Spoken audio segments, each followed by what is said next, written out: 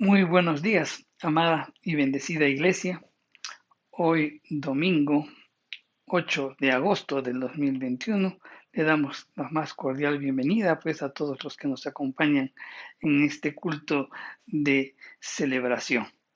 También les anunciamos que es nuestro deseo iniciar nuestros cultos presenciales el domingo 22 de este mes, para lo cual venimos trabajando, estableciendo pues los protocolos y todos los trámites que ello implica. Entonces, estemos orando, por favor, porque a partir de ese día no haya ninguna interrupción y podamos pues seguir congregándonos de una manera presencial. Como dijimos, pues nada, absolutamente nada, pues puede reemplazar un culto presencial. Si bien es cierto, existen las redes sociales, seguiremos transmitiendo nuestros mensajes a través del Facebook, o las diferentes redes sociales. Las estaremos grabando, como siempre lo hemos hecho, pero un culto presencial, pues no es irreemplazable realmente, porque ahí, pues, conversamos, ahí también nos animamos, nos consolamos, y también tenemos la oportunidad de estrechar nuestros lazos de amistad y de confraternidad. Aún no podríamos hacerlo conforme lo hacíamos antes, pero al menos podremos vernos muy de cerca, ¿no? Así que estemos orando por este tiempo maravilloso que el Señor nos dará próximamente. Así que les reiteramos, ayúdennos en oración para que no haya ningún inconveniente, para que podamos reiniciar el día planificado, nuestros cultos presenciales. Amén. Bien, vamos a continuar el día de hoy con nuestras enseñanzas del libro de Mateo. Pero antes vamos a orar. Padre Santo, en el nombre de Jesús, nos ponemos en tu presencia, Señor, reconociendo tu grandeza, tu poder, tu señorío. Señor, tú eres Dios. Tú creaste el sol, la luna y las estrellas, Señor.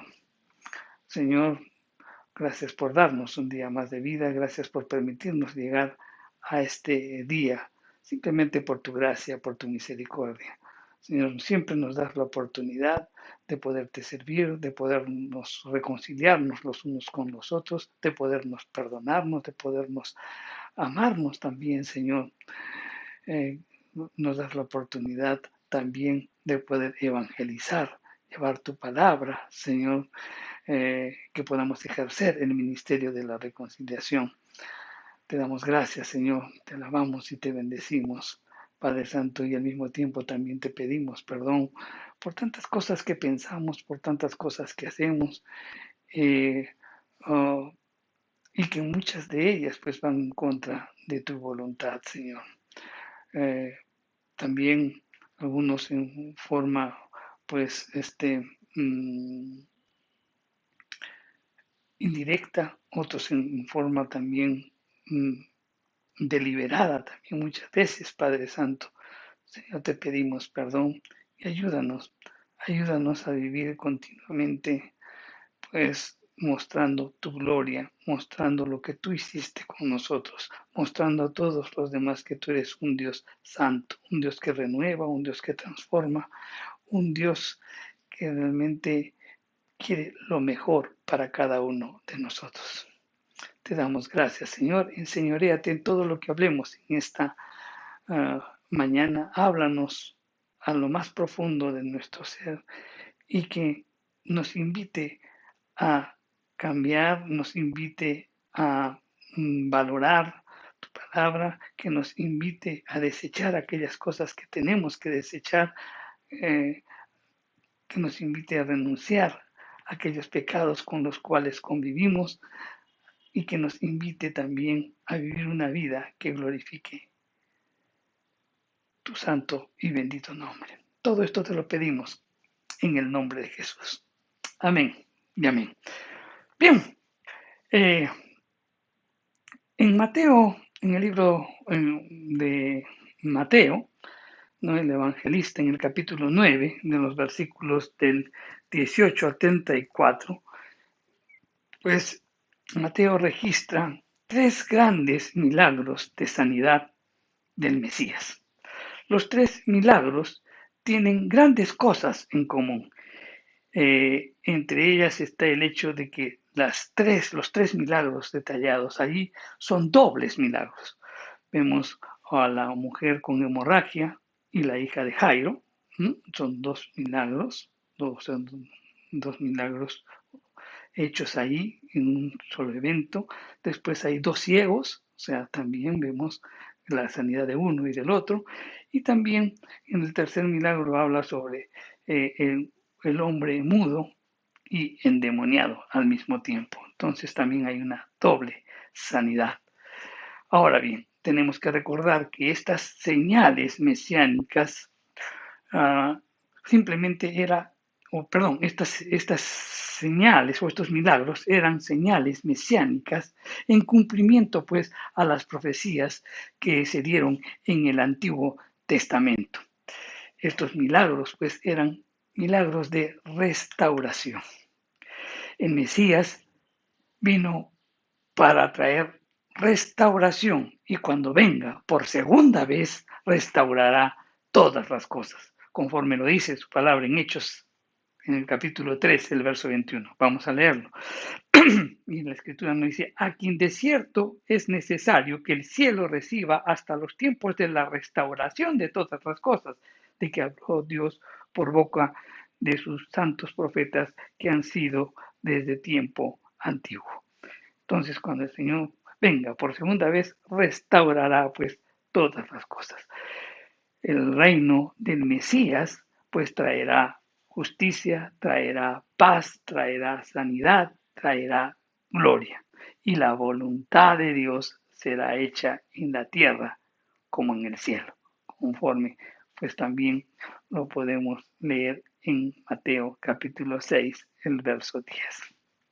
Hoy vamos a ver la sanidad de las dos mujeres. La sanidad de una mujer que tenía flujo de sangre y la vuelta a la vida de la hija de Jairo. Este pasaje realmente pone de manifiesto, como en ningún otro pasaje del Nuevo Testamento, que nuestro Señor es Dios y también es hombre, ¿no?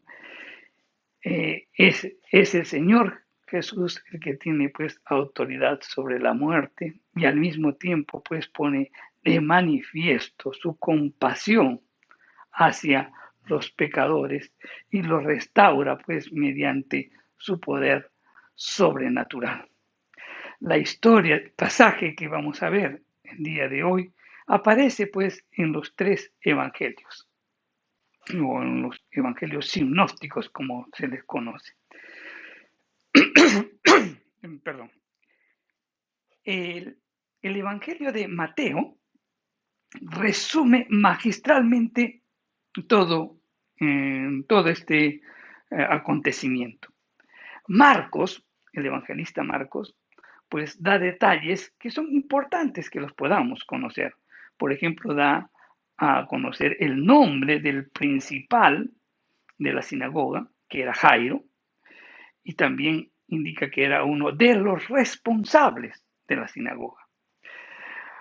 También el evangelista Marcos señala de que este encuentro que tuvo Jesús con Jairo ocurrió mientras Jesús decía estas cosas, ¿no? O sea, es decir, cuando no había acabado de hablar, pues Jesús con los discípulos de Juan el Bautista, en ese momento, pues aparece Jairo. Y también, pues, Marcos resalta que este principal de la sinagoga se postra, pues, ante Jesús. Lucas, el evangelista Lucas, también añade cosas importantes. Indica de que la hija de Jairo era única, que tenía 12 años y que se estaba muriendo. Entonces, con esta información, esto sugiere pues que Jairo y su esposa pues estaban atravesando una situación de mucha angustia. Mateo empieza manifestando que Jairo expresa mi hija acaba de morir. Mientras que Marcos dice, mi hija está agonizando. Probablemente cuando Jairo sale de su casa, la niña estaba agonizando y cuando llegó a la presencia de Jesús ya había muerto. Vamos a ver el relato y vamos a leerlo pues en el Evangelio de Mateo y también en el Evangelio de Marcos. Mateo, el capítulo 9, los versos del 18 al 26. Perdón.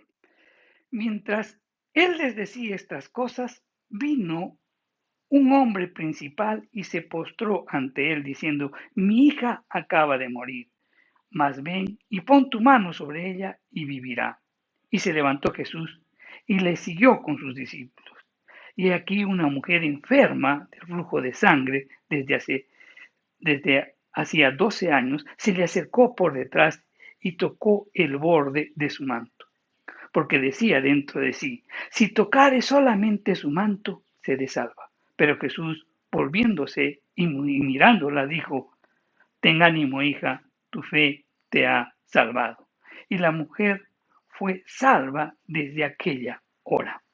Al entrar Jesús en la casa del principal, viendo a los que tocaban flautas y a la gente que hacía alboroto, les dijo, apartaos porque la niña no está muerta, sino duerme. Y se burlaban de él. Pero cuando la gente había sido echado fuera, entró y tomó pues de la mano a la niña y ella se levantó. Y se difundió la fama de esto por toda aquella tierra.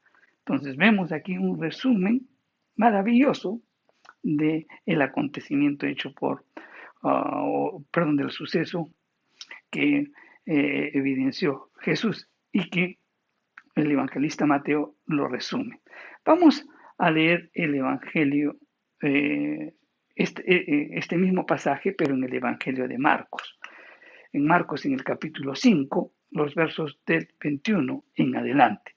La escritura nos dice, pasando otra vez Jesús en una barca a la otra orilla, se reunió alrededor de él una gran multitud, y él estaba junto al mar.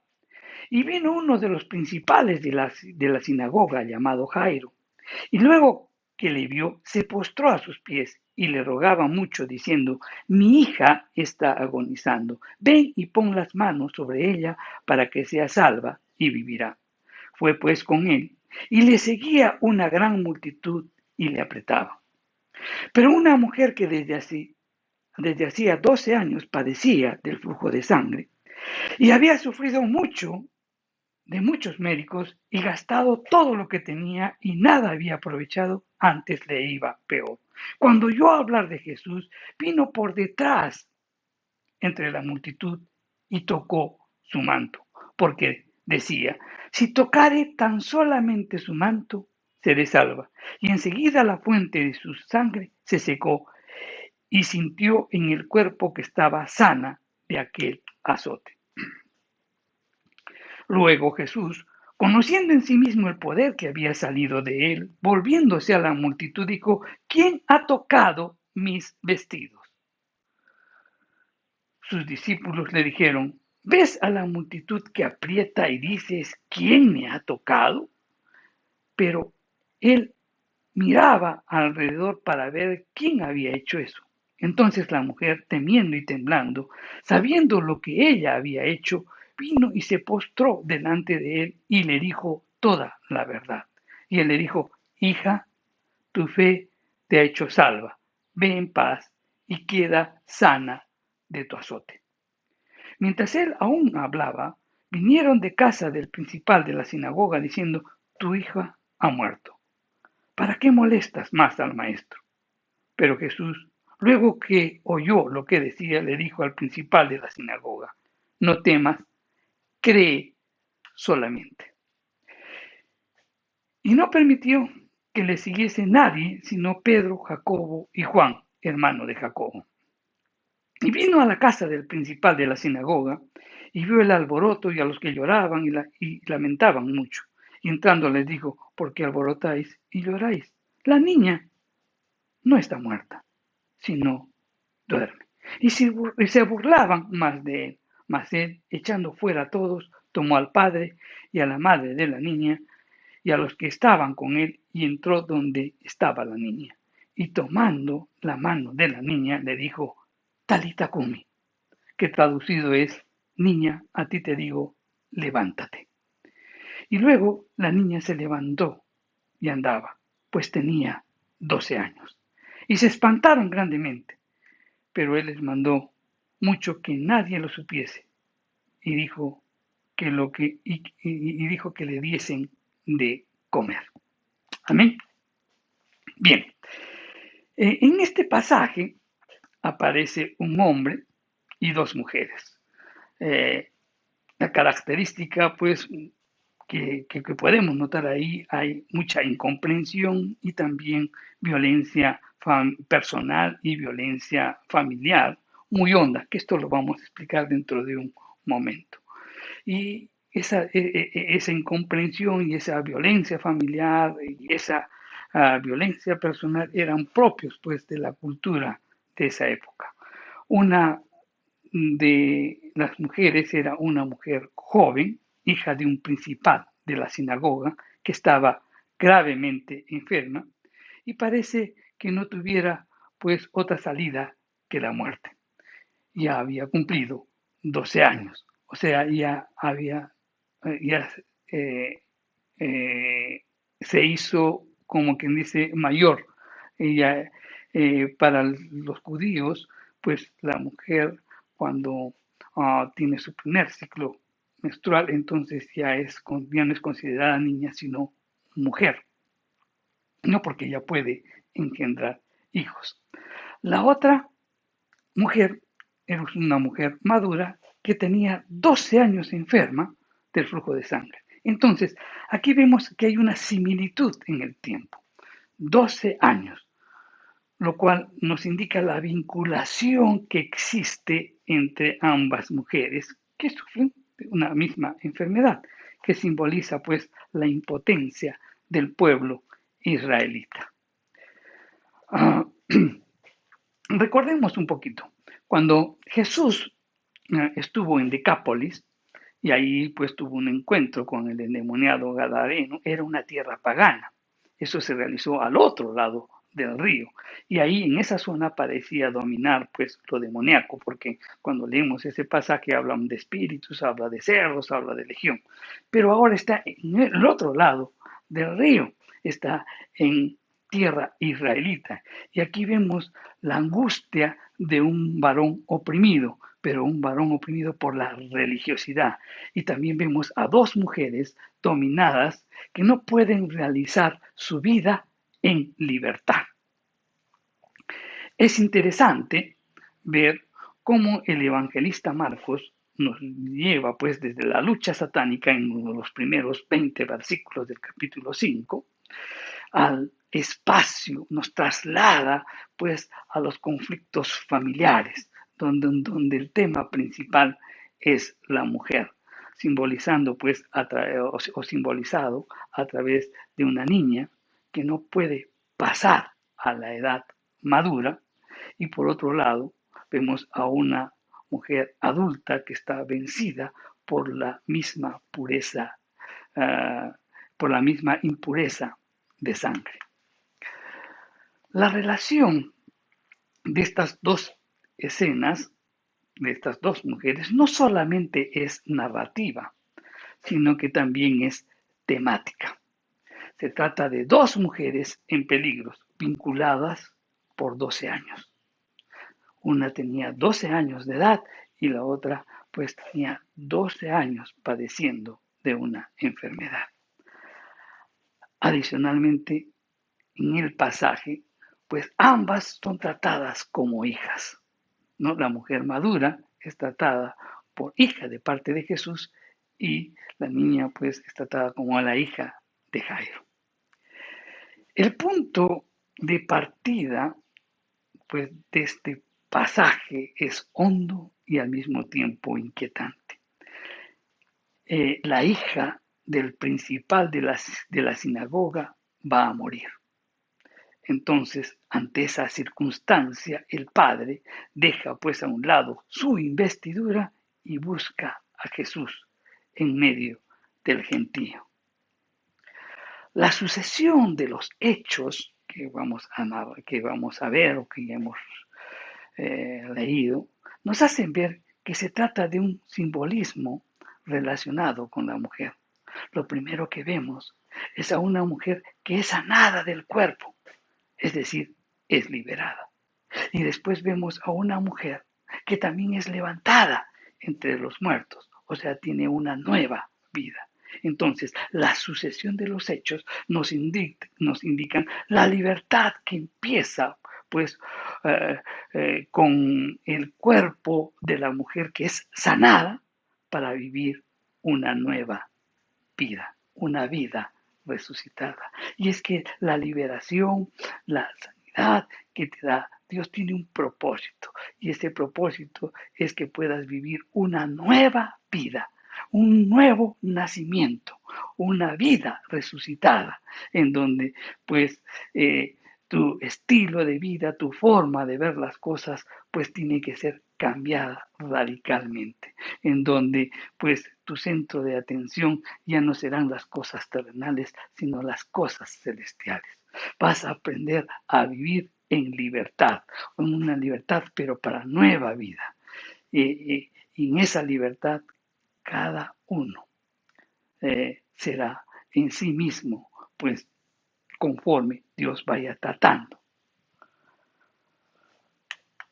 Vamos a hablar sobre el acercamiento de Jairo porque hay unas lecciones que tenemos que aprender. Lo primero que vemos aquí es un acercamiento desesperado del principal de la sinagoga, quien es Jairo. En ese acercamiento desesperado notamos 4 actitudes que debemos tomar en cuenta. Por ejemplo, hay una actitud sin egoísmo. Él pues de todas maneras quería ir porque quería atender, quería ver, estaba en favor de su hija. No estaba pensando ya en él mismo, sino en su hija. Una actitud sin egoísmo, una actitud humilde porque se postra ante los pies de Jesús, una actitud implorante, o sea, le rogaba, dice la Escritura, y también una actitud con una fe expectante, porque él decía, si voy, Jesús impone sus manos sobre ella, mi hija sanará. Entonces, el resultado y el impacto de estas 4 actitudes que son, repito para que quede claro, el resultado y el impacto de estas 4 actitudes que son ausencia de egoísmo, humildad, ruego y fe, pues fueron poderosos. Tan poderosos que Jesús accedió a ese desesperado pedido. Entonces, ¿qué aprendemos? Que esas actitudes debemos aprender. ¿Cuáles son esas actitudes? Actitud sin egoísmo, humildad, una actitud implorante y también una fe expectante. Y debemos ponerlo en práctica siempre. Vamos a hablar sobre la actitud de la mujer del flujo de sangre. Para poder entender esto hay que mencionar muchas cosas. Vamos a analizar la situación de la mujer. En primer lugar, era una mujer que estaba enferma. 12 años tenía hemorragia. Esa hemorragia era incontrolable. Era una persona sin familia. La ley sacral judía y su misma condición de mujer, o sea, una mujer que estaba con hemorragia menstrual permanente, desde sí ya la hacía pues impura. Por tanto, era pues expulsada de la sociedad y de la adoración religiosa. La mujer había probado de todo, había ido a muchos médicos, había gastado todo lo que tenía. Esta mujer era considerada impura, tan impura que debería divorciarse de su esposo. Esta mujer no podía tener relaciones sexuales, no podía casarse, no podía convivir con sus parientes, no podía tocar a sus amigos, porque todo lo que tocaba se volvía impuro a su contacto, ¿no? Si se sentaba sobre una silla, pues la silla era impura. Si comía un plato o si cogía un plato, el plato era impuro por lo que ella lo tocaba. Y la cama donde dormía también era impuro. Todo esto, pues, lo indicaba la ley en el capítulo 15 de Levíticos, los versos del 25 al 27. Entonces esto nos hace ver que era una mujer condenada a la soledad, con una maldición social y religiosa. Ahora bien, esta mujer, que es fuente y foco de impureza, avanza escondida y con miedo, en medio del gentío, corriendo el riesgo de poder ser identificada o que la reconozcan. Y eso pues daría lugar a que sea expulsada del grupo de gente o expulsada del lugar. Nadie podía acercársele ni tocar sus cosas. Prácticamente era una muerta viviente. Era expulsada de la sociedad y sobre todo que estaba condenada pues a su propia amargura por causa de por una ley religiosa defendida pues con mucho celo por parte de los líderes religiosos.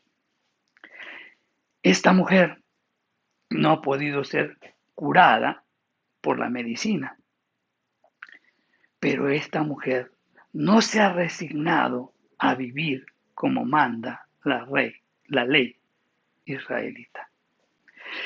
El gesto mismo de esconder su enfermedad y avanzar entre la gente, tocando a uno y a otro, es como una especie de protesta religiosa. No se resigna, pues, a vivir condenada, no se resigna a vivir aislada, no se resigna a vivir como un cadáver ambulante.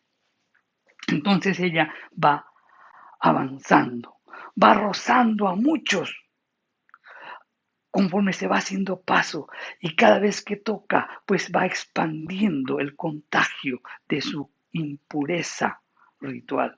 Pero nadie se da cuenta. Ella sigue caminando, pero va tocando y cuando va tocando, pues como que expande el contagio de la impureza ritual. Nadie se da cuenta. Pero ¿por qué nadie se da cuenta? Porque la ley, mi querido hermano, no capacita pues a los hombres a abrir los ojos y la ley no te capacita para que puedas sentir el corazón herido. El único que lo hace es el Espíritu Santo. Solo Jesús entonces es el que advierte ese toque delicado de esta mujer que no se atrevía a tocar su cuerpo ni tomar su mano. Ella dice, solamente tocando su manto. Jesús sabe, más allá de los que le aprietan y oprimen de una manera puramente física, le ha tocado una persona que le pide ayuda. Habla y dice, ¿quién ha tocado mis vestidos? Ahora bien, entendamos qué simboliza el manto. Uh, Cuando estuve en Israel, tuve la oportunidad de comprar un manto, que este es el talí, y lo compré justamente para poder enseñar. Y creo que aquí lo tengo. Este era el manto que se ponían, pues, los líderes o los judíos para en esas épocas. Ahora bien, los mantos que usaban los judíos en aquellos tiempos eran muy especiales. Su hechura, o sea, la hechura de esto, tenía un significado muy profundo. Seguramente Jesús utilizaba un manto de oración como el talí, como uno de estos. ¿Ok? Ahora bien, vamos a ver. Este talí debería tener 4 puntas sobresalientes. O sea, en cada esquina debería tener 4 puntas sobresalientes. 1, 2, 3 y las otras 2 en este lado. 4. 4. Y estas 4 representan las palabras o el nombre de Dios, Yahweh, ¿no? Que son las iniciales, la Y, la H, W, H, que son las palabras para referirse a Dios, al nombre de Dios, Yahweh. Cada una de estas 4 esquinas, ¿no? Estaban conformados por flecos, por estos flecos, ¿no? Y estaban formados por 7 hilos. 7 hilos, aquí vemos estos 7 hilos, 1, 2, 3, 4, 5, 6, 7, estos 7 hilos, y también había uno de color azul que representaba la realeza de Dios.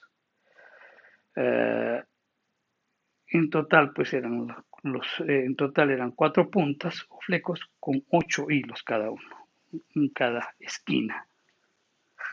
Eso era. Ahora bien, el largo de estos flecos no estaba establecido, pero los fariseos lo usaban y lo hacían más largo con el propósito, pues, de dar la impresión de que eran muy clementes. Ahora bien, lo complejo de estos sitzot, o sea, hablemos en plural, la palabra hebrea, ¿no? Es que cada una de estas 4 puntas tenían 5 nudos. O sea, estos flecos, estamos hablando, tenían 5. 1, 2, 3, 4 y 5. Tenían 5 nudos. 5 nudos. Y entre cada nudo, entre este y este, pues habían un grupo de vueltas con hilos. Y si ustedes ven, estos son más espacios más pequeños y este es mucho más largo. Y esto tiene una razón de ser. Ok, el primer y el segundo nudo, o sea, el primero y el segundo, pues estaba unido con 7 vueltas de hilo, 7. Y entre el segundo y el tercero, 8. Y entre el tercer y el cuarto eran 11, hasta aquí. Y el cuarto, el último, al quinto, entre el cuarto al quinto tenía 13 vueltas, ¿no? Ok, los judíos asignaban un número a cada letra, por lo que cada palabra sumada era un número. Si usamos los 3 primeros grupos de vueltas de los hilos, o sea, por ejemplo, en el primero y el segundo dice que habían 7, más entre el segundo y el tercero habían 8, serían 7 y 8, 15, más del segundo, del tercero al cuarto, habían 11. En total, entonces, habían 26. Hasta aquí habían 26 hilos. Y estos 26, pues, era el nombre o era el valor numérico del nombre de Jehová. Este cuarto grupo, que eran de 13 vueltas, el valor numérico es de Ejat, que significa 1. Entonces, ¿para qué te digo tantas cosas? Mire, el número en total, entonces, el número total de vueltas era de 39. Y a través de estas 39 vueltas, ¿no?, que se estaban dando, era como que simbólicamente estaban diciendo o estaban recitando el versículo: Jehová, nuestro Dios, uno es.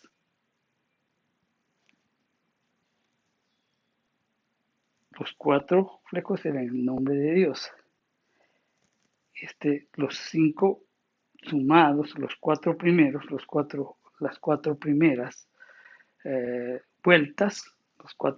vueltas, nos dicen que el nombre de Jehová, sumado el 7 más 8 más 11, son 26, y ese número está relacionado con el nombre de Jehová. Y el 13, pues está relacionado con el número 1. Entonces, simbólicamente nos están diciendo aquí lo que es la oración o el Shema de Israel: Jehová, nuestro Dios, uno es. Eso es lo que estaba simbolizando esto.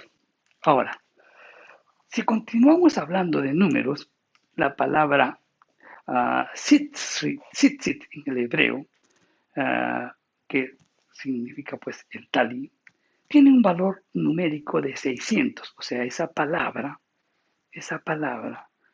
en el hebreo tiene pues tiene un valor numérico que es el 600. Y si a este 600, o sea, todo esto como que está asignado con el valor numérico de 600. Y si le sumamos los cinco nudos que tiene el borde, y le sumamos los 8 filetes, le sumamos los 8 hilos que están al final, pues vamos a tener la sumatoria de 613, que representa las 613 leyes mosaicas, o sea, las 613 leyes que Dios le dio a Moisés, de los cuales 365 son maldiciones y 248 maldiciones. Entonces, Talí simbolizaba, o el manto simbolizaba, la palabra de Dios. Dice la escritura que la mujer tocó el borde de su manto. O sea, la palabra en griego para borde es kraspedón, que significa fleco. Entonces, es decir, la mujer tocó solo los flecos del Señor Jesús, los flecos del manto del Señor Jesús. La mujer entendía a la perfección lo que significaba el borde del manto de Jesús y pensaba que con tocar solamente ese borde o fleco sanaría. Esto también nos hace pensar la experiencia de David, ¿no? De David, pues cuando Saúl se fue a hacer sus necesidades a una cueva y deja su manto a un lado, pues la escritura dice que David va y toca el borde del manto y dice que se estremece, porque pues él recordaría lo que dice la escritura, que Jehová es el que pone y quita reyes. Entonces eso lo lleva y solamente corta la orilla del, uh, del manto, ¿no? Y dice, pues no tocaremos al ungido del Señor. En el caso de la mujer, este fue un tremendo acto de fe, pues significaba que la mujer estaba aferrándose al nombre de Dios y estaba reclamando las bendiciones de Dios. Si tan solo tocare, ¿no? su manto, la mujer estaba consciente que estaba tomando de las promesas de Dios en sus manos para ser sana. El profeta Malaquías profetizó: nacerá el sol de justicia y en sus alas traerá salvación. Los judíos interpretaban al sol de justicia como el Mesías y a las alas, ¿no?, con el borde del manto. Ahora bien, cuando la mujer toca ese borde, estaba creyendo que Jesús era el Mesías que tanto esperaban y que el borde de su manto podría traer sanidad, la sanidad que tanto ella anhelaba. En nuestra vida, mi querido hermano, ocurre algo así, algo similar. Nosotros debemos aferrarnos al nombre de Dios y reclamar sus promesas para saciar cualquiera de nuestras necesidades. Cuando nos aferramos a Dios y a sus palabras, entonces el poder de Dios está desatado sobre nuestras vidas. Solamente debemos extender nuestra mano. O sea, quiere decir que tenemos que apropiarnos de lo que dice la palabra de Dios, que esa palabra eche raíces en nuestros corazones. Y así, creyendo que Jesús es el Mesías, podemos esperar la sanidad que buscamos. Porque Dios, mi querido hermano, no miente. Volvemos entonces a la narración. Jesús manifiesta, ¿quién me ha tocado? ¿No? Refiriéndose a su manto. Y es posible también que aluda a un viejo rito de compromiso nupcial israelita. Porque pues, tenemos que recordar también un pasaje muy hermoso en el libro de Ruth. En el libro de Ruth, la moabita, ¿no? Quien regresó con su nuera, ¿no? A Belén. Y ahí se encuentra con vos, y vos eras su pariente redentor, ¿no? En donde en ese encuentro, después de todo una serie de acontecimientos que están narrados en el libro, pues Ruth tiene un encuentro con vos y le dijo, yo soy Ruth, tu sierva. Extiende el borde de tu capa sobre tu sierva por cuanto eres pariente cercano. Ruth de esa forma le estaba pidiendo ayuda a vos. Le estaba diciendo que se case con ella de acuerdo a la ley para que pueda redimirla de su desgracia, de la desgracia que ella estaba pasando.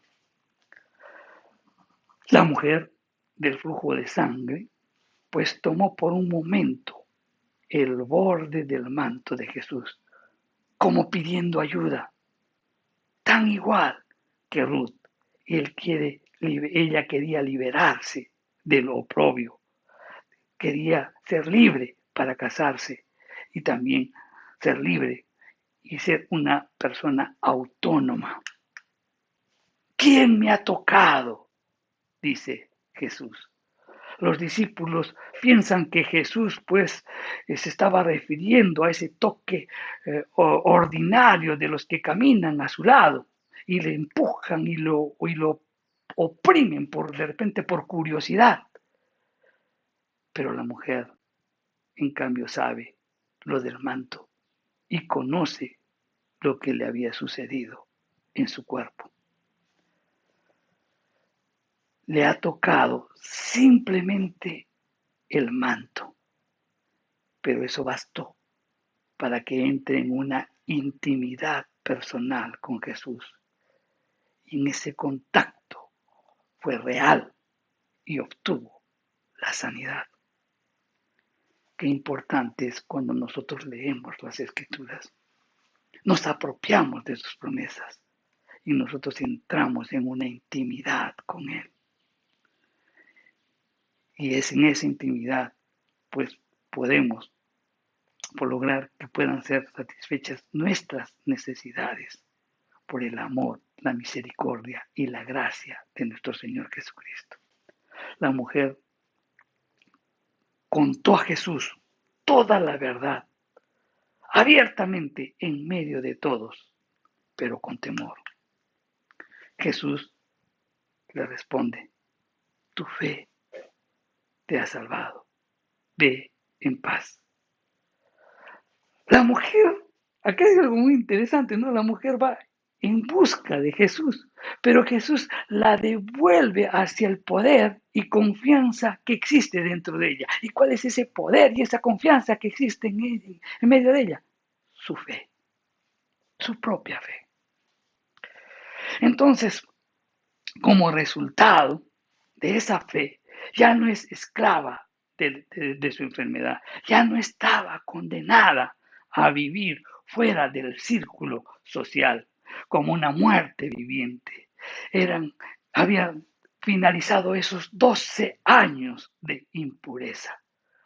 Y Jesús le dice, tu fe te ha salvado, superando pues de esa manera los rituales purificadores de la antigua ley sobre la pureza y la impureza, que eso está indicado en el libro de Levíticos. Jesús le dice a la mujer, ve en paz. O sea, le dice, descúbrete, vive liberada, dar a conocerte que eres una mujer libre. Jesús le dice simplemente a la mujer que sea ella misma. La introduce en la paz de su propia vida liberada. Le permite ser una mujer en salud y en autonomía. Ahora bien, no basta lo que Jesús diga. Recordemos que ella declaró toda la verdad, es decir, ella misma tiene que hablar delante de todos para que sepan lo que ha pasado y sufrido. Una mujer que dice la verdad ante el público. Y esta es la meta de la curación. Ese es el principio de la iglesia, donde las mujeres y los hombres pues puedan dar o puedan y puedan decir y hablar lo que sienten, lo que saben, lo que sufren, lo que esperan y cómo fueron liberados de las diferentes circunstancias de sus vidas. Jesús le muestra a esta mujer amor y compasión y le dice, hija, tu fe te ha salvado. Hija. Ese es un término pues adecuado para hablar de redención, porque la Escritura dice, mas a todos los que recibieron, a los que creen en su nombre, les dio potestad de ser hechos hijos de Dios. Y esto no es por voluntad de hombre, ¿no? O de varón, simplemente es de Dios. Entonces nosotros cuando aceptamos a Cristo Jesús como nuestro Señor y Salvador, pues somos hijos. Y aquí también esta mujer, por su fe en el Mesías, pues ahora es hija. Si bien es cierto, la coge como hija, pero eran unas palabras que tocarían de repente el corazón de ella, porque tal vez nadie la trató así, nadie la había querido así, y Jesús lo hace, reconociéndola como hija, destacando su valor y su fe. Esta mujer ya no aparece pues como impura, sino como una persona enferma quien fue sanada por su fe en Jesús y en su palabra.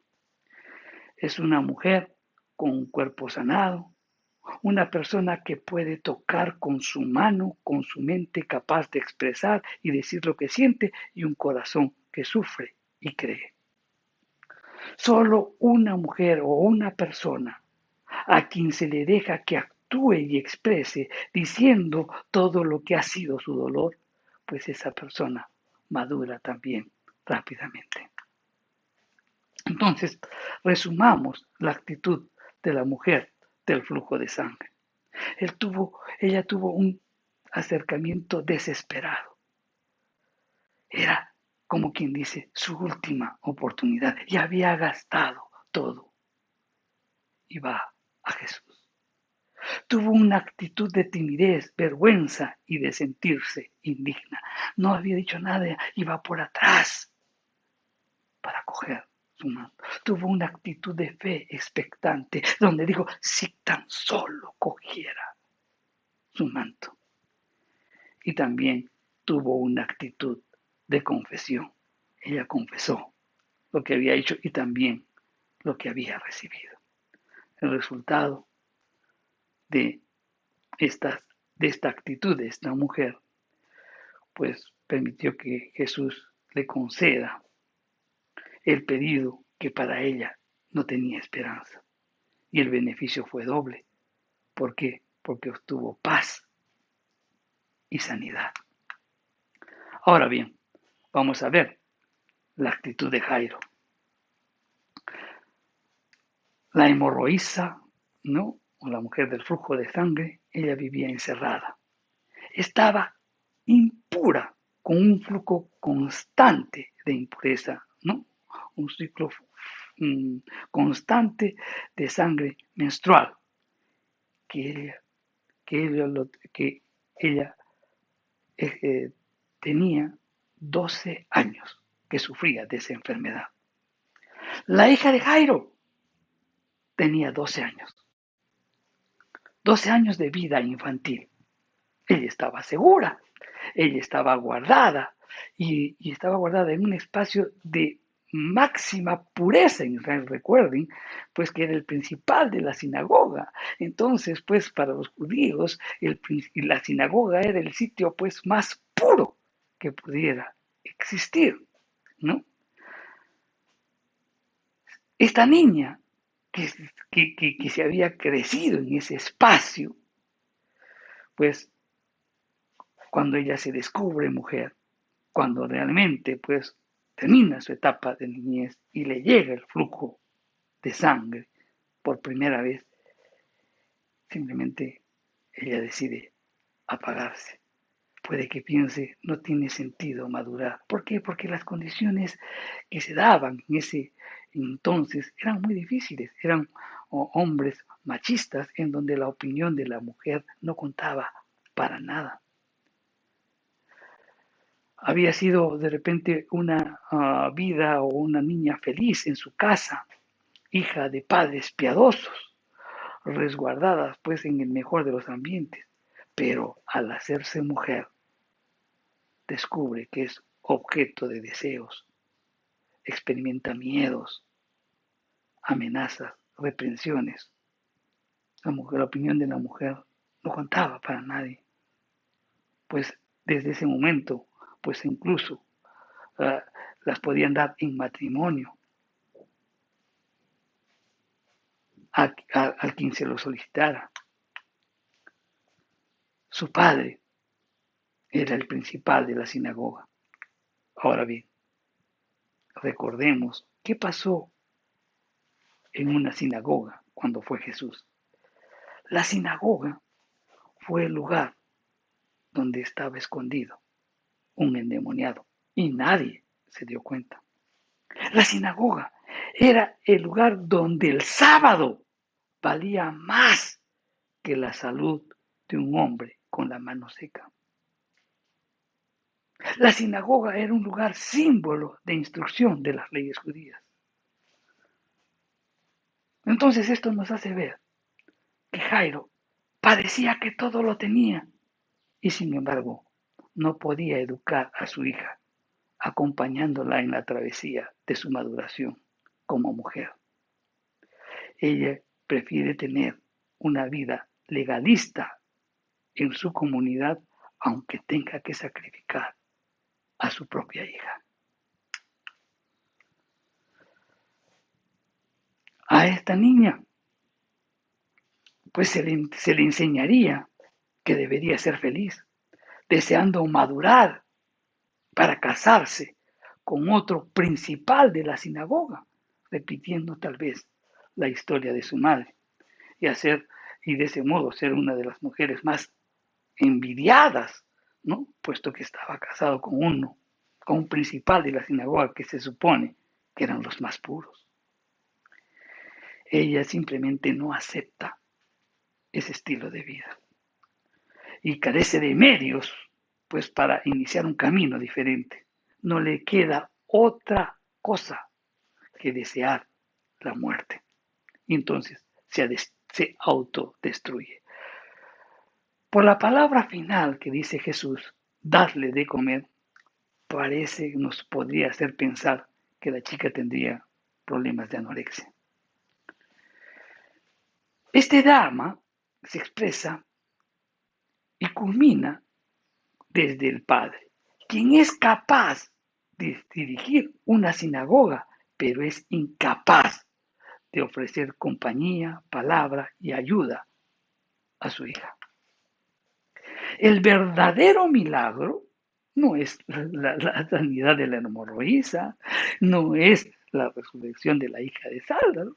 No, el verdadero milagro de Jesús es la conversión del padre de la niña, quien debe transformarse en su manera de pensar, en su modo de actuar, por el testimonio de la mujer que fue sanada por la hemorroísa, ¿no? A fin de acoger y poder educar a su hija para la vida y no para la muerte. Sigamos con la historia. Todos le dicen cuando Jesús va, la niña ha muerto, pero Jesús le dice a Jairo, acompáñame. Jairo era un representante del judaísmo. Como que Jairo pues estaba poseído por un espíritu legalista y Jesús lo invita a recorrer el camino de la fe. Ten fe, acompáñame, vamos. La niña se está muriendo, ¿no? Y Jesús se detiene con la hemorroísa y para atenderla. Es un retraso mortal, ¿no? La niña tal vez en ese intervalo muere y le dicen después a Jairo, ya no vayas, ya no hay remedio, deja en paz al maestro. Y Jesús le responde, no temas, solo ten fe, sigue caminando conmigo. Ahora bien, miremos esto, que esto es interesante. En el caso de la hemorroísa, era la mujer la que creía. Ahora, en el caso de la hija, es el padre, es el que tiene que creer para realizar el milagro. Jesús como que tiende un nexo muy profundo entre las dos personas que parecen hallarse en los extremos de la sociedad israelita. Una hemorroísa impura y por otro lado un principal de la sinagoga puro. ¿No? Y a los dos Jesús les pide lo mismo. Tengan fe. Jesús le dice al padre que tenga fe y entra con él y con él la madre a la habitación de la niña. Como mencionamos, el centro del relato pues está en la conversión del padre y que tiene que aceptar lo que Jesús ha hecho con esta mujer que sufría del flujo de sangre. Y de esa manera él tenía que superar su visión y sus conceptos que tenía con respecto a la pureza o a la impureza de la mujer. Bajo esa nueva concepción, el milagro pues sería que la niña se vuelva mujer, que asuma el gozo de la vida, no imponiéndole una pureza basada en obras. Jesús, cuando entra a la casa de Jairo, entra con los discípulos, Pedro, Santiago y Juan. ¿Quiénes son ellos? Son los representantes pues, de la comunidad o de la familia cristiana. Ellos tienen esperanza y son garantía de solidaridad con la niña que ya fue hecha mujer. Con el Padre convertido, entonces, y los discípulos en comunión, entonces era el momento de hacer el milagro. Jesús realiza un gesto, agarra con fuerza a la enferma y le dice, Talita Kumi, que traducido es, niña, a ti te digo, levántate. Vamos a volver un momentito ahora al talí. El talí también lo utilizaban para envolver a los niños cuando fallecían. Es muy probable que lo encontrara así Jesús. El talí servía para envolver el cadáver de los niños. El talí dijimos que simboliza la palabra de Dios. Es como si Jesús le hubiera dicho, niña, envuelta en la palabra, levántate, levántate. En ese milagro, pues, que eleva a Jesús como el dador de la vida. Las escrituras nos llevan a Jesús. Jesús es la vida. Y Jesús, pues, da esa vida a esta niña. Jesús pide que le den de comer, ¿no? Como insinuando de que esta niña sufría de anorexia. Y ella empieza a caminar. Jesús no le dice nada, no le da consejos, no la acusó, ni tampoco la recrimina nada. Ella debe vivir en libertad, amando la vida y amando a los demás. La actitud de Jairo nos muestra un acercamiento a Jesús, pero con fe. Una fe donde no hay temor ni desesperación. Una fe donde no hay lamentaciones ni quejas. Una fe donde no hay burlas ni escepticismo. Una fe que cree y que sigue a Jesús. Una fe que siempre debemos tomar en cuenta y debemos practicarla, ¿no? Una fe sin temor, sin desesperación, a pesar de las circunstancias que pasemos. No una fe en donde no haya lamentaciones y quejas. ¿Por qué, Señor, a mí? ¿Por qué? Una fe donde haya burlas o escepticismo, dudas. Simplemente una fe que cree y que sigue a Jesús. Como conclusiones de este mensaje, dijimos que la sucesión de los hechos de este pasaje nos hace ver, ¿no?, la sanidad de la mujer del flujo de sangre y la vuelta a la vida de la hija de Jairo. ¿Y eso qué nos muestra? La libertad que empieza, pues, por el cuerpo de la mujer, que es una sanidad para vivir una nueva vida, un nuevo nacimiento, una vida resucitada. Muchas veces hay personas que están enfermas y todos oramos porque se sean sanadas. ¿Pero para qué? ¿Cuál es el propósito? Jesús obra, da esa sanidad, pero también para que, viendo esa sanidad, contemplando el poder, la misericordia, la gracia del Señor, puedan nacer de nuevo, puedan tener una vida resucitada. Ahora en los tiempos de pandemia, todo el mundo quiere volver como era antes. ¿Y cómo era antes? Viviendo a espaldas de Dios, disfrutando, juergueando, emborrachándose, etcétera, etcétera. Muchos hogares han experimentado el dolor, han experimentado la muerte. Y aún así, no cambian. Pero también hay personas que han sido sanadas, han sido rescatadas y han podido experimentar el poder de Dios. Y muchos han abierto los ojos y han nacido de nuevo y tienen una vida resucitada. A la mujer del flujo de sangre Jesús le dijo: vete en paz, es decir, sé tú misma y vive tu libertad. A la niña renacida, hecha mujer, deja Jesús que ande, diciéndole a sus padres que le den de comer, es decir, que la fortalezcan para que pueda ser ella misma. Pero hay un detalle importante. Jesús la llama a la vida a la niña en un momento en el que parecía que estaba condenada a muerte. Pero Jesús quiere que madure y despierte esa responsabilidad en la niña, pero lo hace en el contexto donde están sus padres y también está Santiago, Pedro y Juan, quienes simbolizan a la iglesia. Es allí, mi querido hermano, en esa comunidad, en la iglesia, donde asumirá su propia autonomía y se realizará como persona en la iglesia, creciendo juntos con nuestros hermanos.